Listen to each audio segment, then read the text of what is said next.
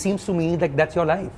You know, like someone who starts a career at 17, 19 is when you make your debut. So I'm presuming you, for 2 years you worked on that part.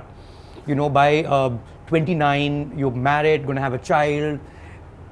What's the hurry, boss? Like, calm down. You don't have to do so much in such little time.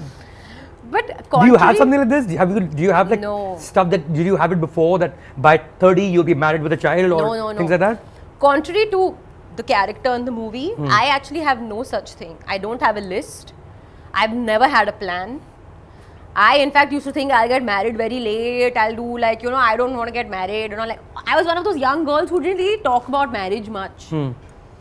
But it's totally different when you fall deeply in love and you also feel like, okay, no, you want to start that life, that next point of your life, you want to get into that.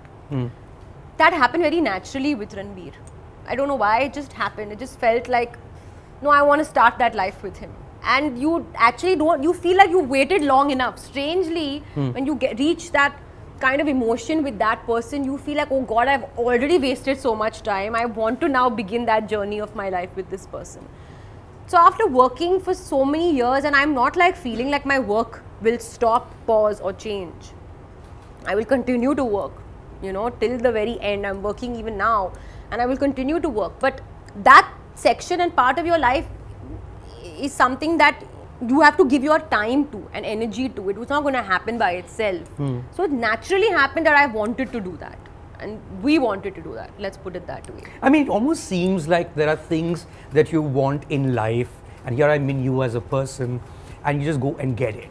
Like if we go back to your interviews from 10 years ago, Alia, you asked any question, one of those Karan Johar Coffee with Karan type of episodes where, you know, they do rapid fire and stuff like that. First crush, Ranbir Kapoor. You know, like anything to do with somebody you want to date on screen, Ranbir Kapoor. Like it's a standard answer. Well, Ranbir is actually dating other people and so are you, right? Yeah. It's almost like you set your eyes on this guy. This is the guy I'm going to get married to. You know, it's really weird. I was just saying it like a regular cute girl, yaar. I was not really meaning like a fangirl. Yeah, like I wasn't actually going and chasing Ranbir on the side or thinking about how I can plot to get Ranbir. None of that was happening. In fact, the fact that I was saying it obviously means that I was not thinking about it. Sometimes you may be thinking about it, but you never say it. Right.